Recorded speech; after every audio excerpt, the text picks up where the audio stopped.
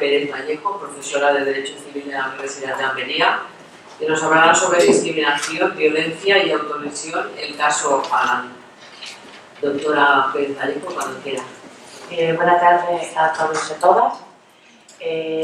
Como no podía ser de otra manera, y aunque sean unos minutillos, siempre tienen que dedicarse al agradecimiento al profesor Carlos Villarasa por la posibilidad que siempre nos ofrece de reflexionar sobre temas de niños, niñas y adolescentes inmersos en gravísimos problemas. Hoy también, evidentemente, quiero dar las gracias a nuestra moderadora, que lo está haciendo perfectamente, no está siendo nada dura. Y por supuesto también a todos los colegas que vienen desde fuera, desde tan lejos, pero que sentimos tan cercanos. Y por supuesto a colegas que estamos un poco más cerca, aunque también tiene que ser el espíritu de Carlos el que diga, venga, vamos. Bien. Y como no quiero olvidarme bajo ningún concepto de los alumnos y de las alumnas que tenemos aquí en el máster, que yo simplemente ya, por estar matriculados en el máster de Infancia y Familia, les felicito, porque no sé si era 25 ediciones o 21 ediciones de un máster consolidado, con lo difícil que es consolidar a los másteres, quiere decir que están asistiendo a un máster de un elevado prestigio, ¿no? Y eso también corresponde en gran parte al profesor Carlos Villarasa. Bueno, yo, mi pequeño... Un aplauso.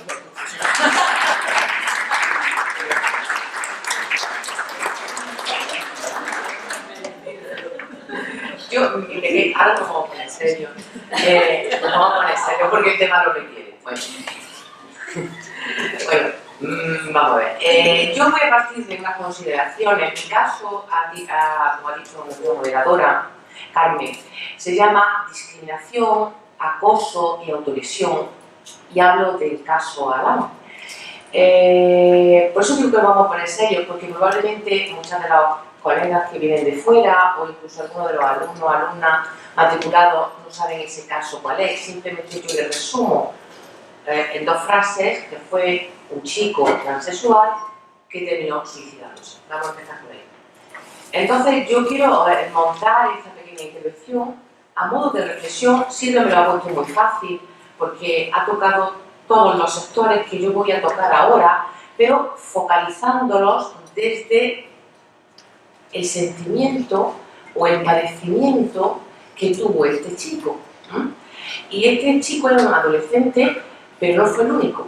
Junto a este chico, por situarnos en fecha, se suicida un 24 de diciembre, día de Navidad, en el año 2015. Pero a él le han seguido otros más que se hayan hecho públicos, que hayan salido en prensa y que no sensibilicen sobre este tema. El siguiente fue en febrero de 2018, ECAL, y luego una chica también transexual que se suicidó en el mes de mayo también del año 2018. Partiendo de esa premisa. Ahora, yo también, viendo y escuchando un poco, porque uno cada vez va aprendiendo más a medida que intervienen los colegas, ¿no? Yo voy a partir también de dos afirmaciones prioritarias, que ella las ha dejado apuntadas, pero yo voy a partir de ellas. Una es que la transexualidad, el transgénero o bien la intersexualidad son una condición sexual. Es una condición, no es una orientación, a mi modo de ver. Pero sí tenemos una evidencia clara, y es que muchos niños, niñas y adolescentes, desde edades muy tempranas, ni siquiera nos incluimos en la adolescencia, ya sienten esa contradicción de la que hablaba Silvia, que emocionalmente, psíquicamente, ellos se sienten con un sexo diferente al que tiene asignado biológicamente, ¿vale? Bien, bueno, pues ellos mismos se reasignan psicológicamente ese sexo, pero evidentemente no coincide con ese orden biológico y del tiempo que va avanzando rápido. Bueno, pues es lo que se conoce normalmente, pues soy una chica que está atrapada en el cuerpo de un chico que está atrapado en el cuerpo de una chica. Eso fue lo que le pasaba, claro. Adán era un chico, se sentía chico desde edades muy tempranas, pero se encontraba atrapado en un cuerpo de chica. Otro segundo punto de partida, en el que ha incidido Silvia con mucho acierto también a mi modo de ver en sus palabras. es que la transexualidad no es una patología. Muy bien. Y ciertamente no es una patología, pero requiere un seguimiento, sobre todo en este colectivo de niños, niñas y adolescentes, un seguimiento para que pueda confirmarse esa identidad cruzada por un psicólogo clínico, según dicen los expertos, ¿no? Vale. Pero ¿por qué se hace todo esto? Y vamos rápido porque ella ha avanzado en muchos temas. Eso se hace precisamente para prevenir, para paliar diversos problemas que ha apuntado ella en materia de legislación que enfrenta este colectivo. Y esos problemas que enfrenta son a los tres a los que yo voy a dedicar unas breves consideraciones, pensando prioritariamente en la persona, rindiéndole, si se quiere, un homenaje a estos niños y niñas y adolescentes que vieron truncada su vida por algo que llaman un crimen social, y probablemente tendríamos que repensar muchas cosas. Bueno, pues para evitar precisamente eso de la discriminación, el acoso y la autolesión. Cuando hablamos de discriminación, evidentemente la discriminación por razón de identidad de género es bastante frecuente, no vamos a negarlo, pero es frecuente en España y en cualquier parte del mundo. Y también la impunidad ante esa conducta de transfobia es la regla general. En la regla general permanecemos impunes. ¿Y cuáles son esas formas de discriminación?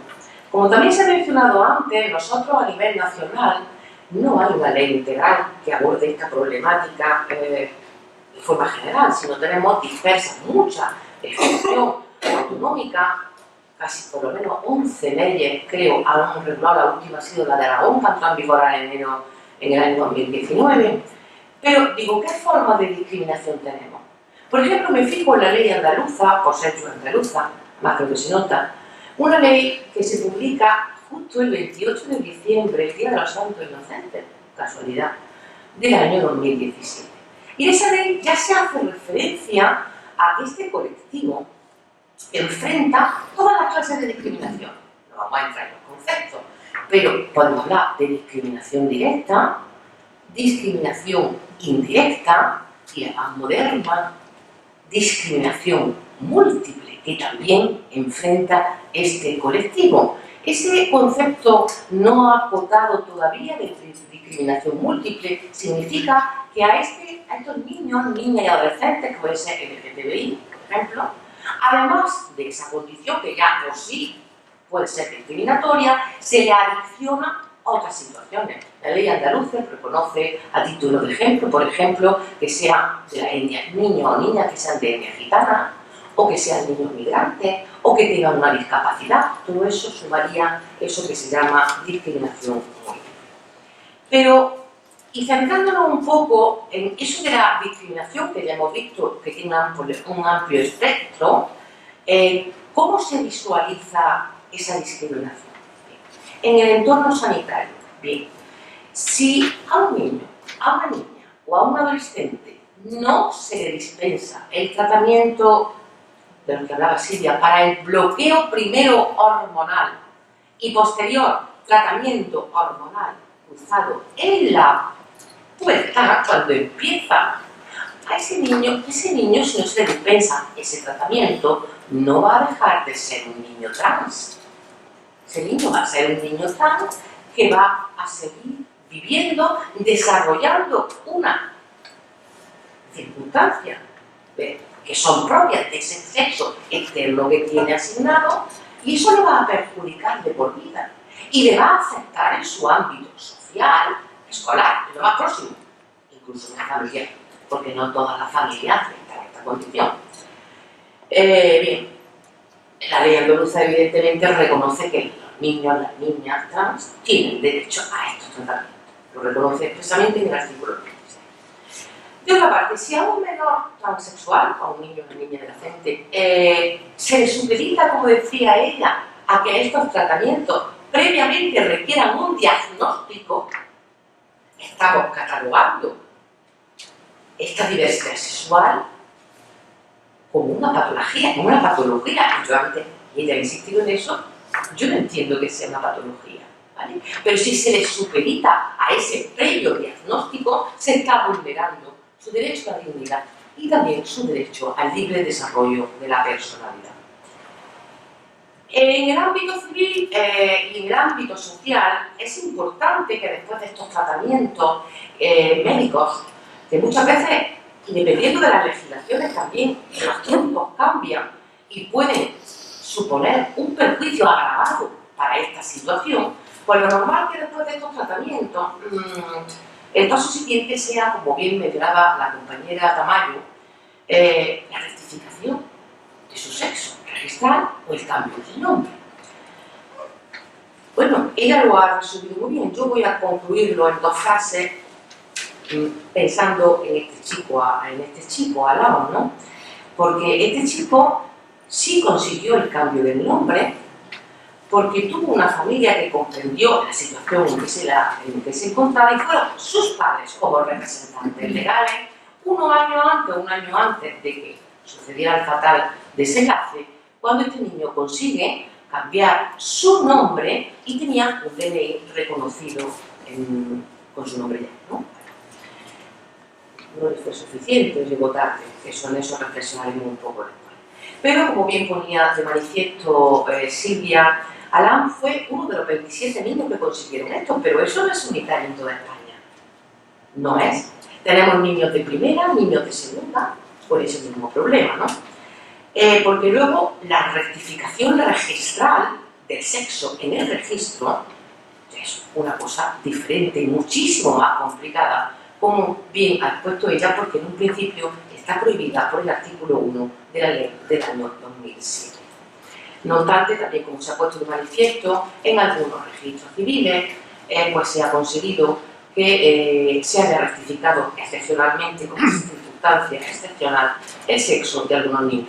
Yo tengo constancia de 2 autos, en el caso de un niño de 12 años y de un niño también de otros 15 años. Bien. Pero evidentemente esta disparidad de criterios genera aún más discriminación, ¿no? De hecho, para ser más exacto, el propio defensor del pueblo, el informe del año 2015 creo que fue, ya hacía referencia y ponía de manifiesto esa disparidad de criterios y que eso había que corregir. Bien, seguimos todavía con el ámbito de la discriminación rápidamente y si nos vamos al ámbito educativo, cuando a un menor, a un niño o a una niña adolescente no se le considera conforme a su identidad sexual, a todos los efectos, en el ámbito escolar vamos a ser muy amplio, a nivel administrativo, a nivel de listas de clase, son cosas corrientes, cotidianas, pero si no se le considera, eso le genera a ese niño y a esa niña, aparte de ser discriminado, ya estamos hablando en un entorno que es difícil decir que los niños y las niñas son crueles, pero pueden llegar a ser muy crueles. En un entorno donde ese niño puede ser humillado, discriminado y acosado. Entonces entramos en el segundo parámetro que yo quería hacer referencia en esta intervención mía, que sería el segundo caso relativo al acoso y a la violencia que sufrió el joven Alan. Pues si ciertamente el acoso, y hemos estudiado mucho ese tema, el bullying, el ciberbullying, el niño y niña de los que podríamos llamar normales, permítanme la expresión esta, burda. En el caso de niños de estos colectivos que son todavía, como decía Carmen al principio, especialmente vulnerables, pues uno de los aspectos que más sobresale y está poco estudiado porque necesariamente esto hay que visibilizarlo. Y sí, se están haciendo muchísimas estadísticas de violencia en la escuela, de niños y niñas, a través de la Fundación ANAR, de otros estudios recientes, ¿no?, de Save the Children, que tienen algunos estudios muy recientes con cifras exactas y con desagregado por sexo, si es más en las niñas, más en los niños, pero no se visibiliza este tipo de acoso en este colectivo LGTBI. Eso no hay cifras. y eso hay que visibilizar. Bueno, pues entonces es donde más estos supuestos transgéneros o transexuales en el sistema educativo donde sufre más transfobia. Nos referimos ahora a Alain, por ser el que ha inspirado el que se puedan escribir o repensar estas cifras, pero sin olvidar tampoco ni a Ekari ni a Thalia. Su máxima expresión de este acoso en el sistema educativo fue efectivamente manifestaciones de todo índole de esta lacra social persistente que azota al diferente. Y lo hace, como decimos, en todas sus manifestaciones, a modo de agresiones físicas, agresiones verbales y agresiones psicológicas, esas que no se ven, pero que van marcando el psique de un niño o de una niña hasta extremos muy insospechados, como ocurre con estos niños. Aquí también me gusta introducir un concepto del que habla la ley andaluza, que es el acoso discriminatorio. En este caso estamos ante un acoso discriminatorio que describe el artículo 3, apartado K de la ley, y este acoso discriminatorio simplemente se hace con un objetivo: dañar la dignidad de esos niños y de esas niñas, humillarles, crearles entornos, dice la ley, intimidatorios, hostiles, ofensivos.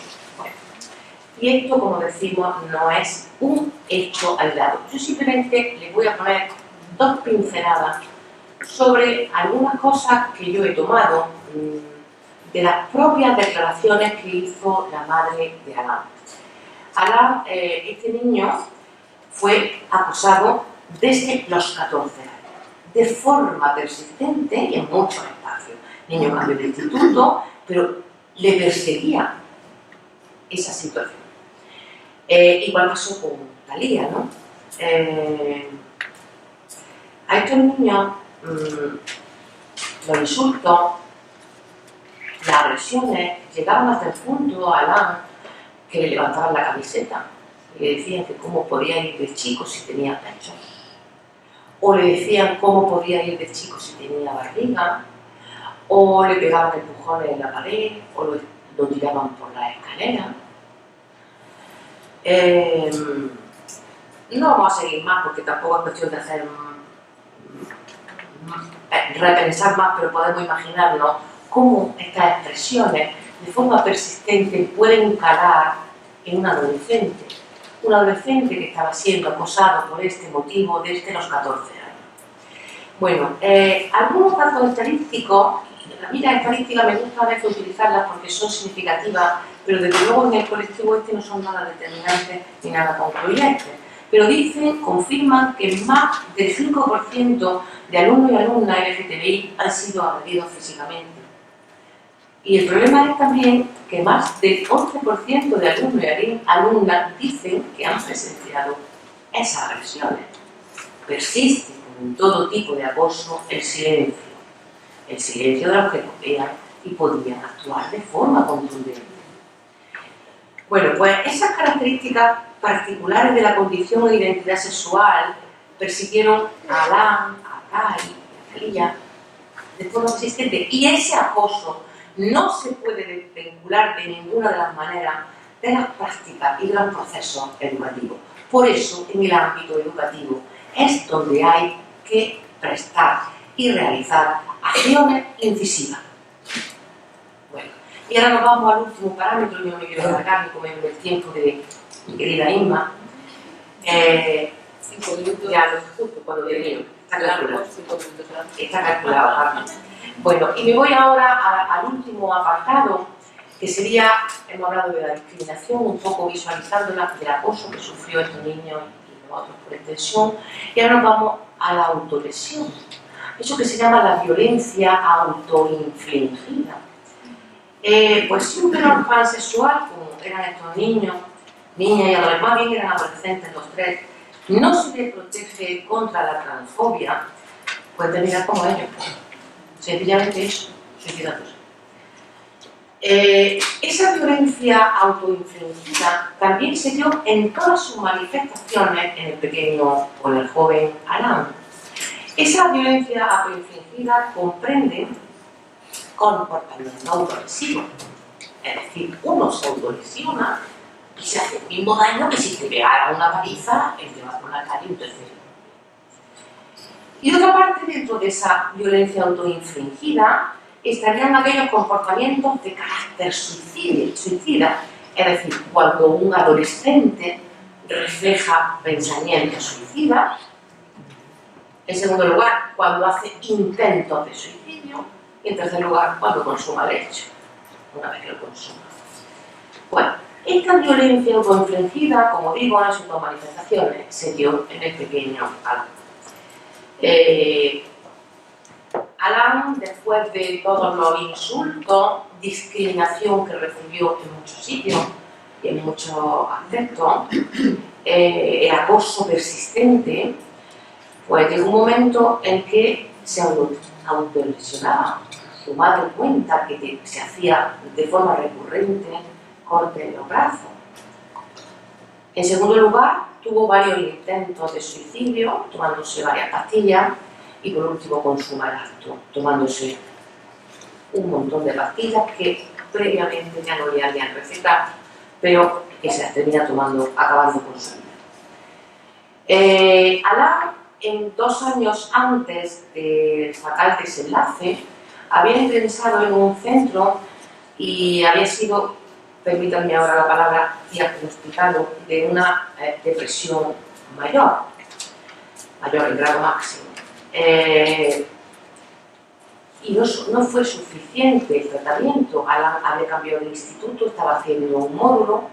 Según refiere la madre, los profesores y el equipo docente se portaron bien cuando ella manifestó que su hijo, al asistir al nuevo colegio para evitar lo que pasó anteriormente, era transexual, que nadie debía conocer el origen de su sexo primitivo, y los profesores pues lo hicieron bien, pero el resto de la gente no.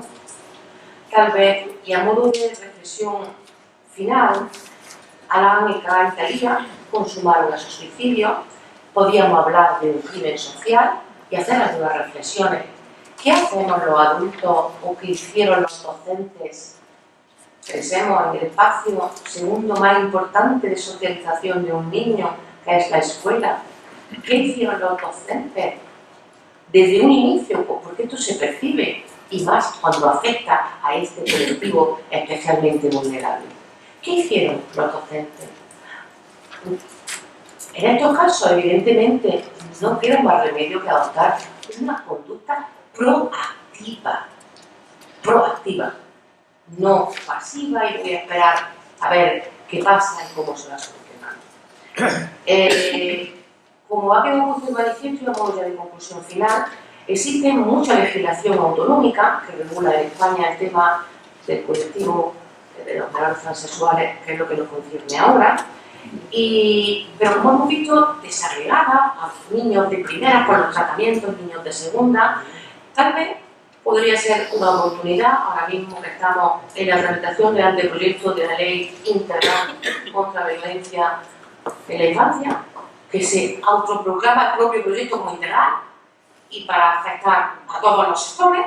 Habría mucho que modificar en ese anteproyecto, pero ciertamente ya a muchos niveles se hace referencia a sensibilizar la especial vulnerabilidad que presentan estos colectivos LGTB.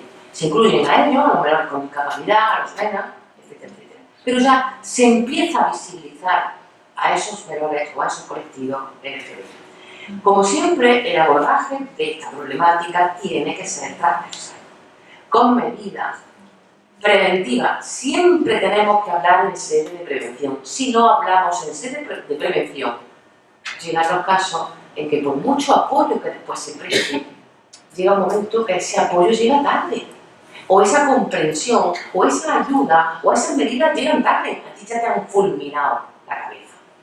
Si llevas 3 años padeciendo eso, hay personas que podrán resistirlo y otras personas que no. Entonces, varias preguntas que dejamos abiertas a la reflexión. porque es en el espacio educativo donde yo creo, como bien decía Silvia, donde hay que incidir más. Y preguntamos, ¿educamos en diversidad afectivo-sexual en los colegios? Los materiales docentes que tienen los niños están adaptados, contemplan estas variables para que eso se empiece a normalizar. ¿Existen protocolos que contemplen específicamente este problema de la prevención y el comportamiento de actitudes discriminatorias que atentan contra la diversidad sexual? Protocolos, hay muchos. En Andalucía hay uno del año 2015. Aquí también seguramente. ¿Se aplican los protocolos? Pues entonces, yo digo, entonces, ¿qué pasa?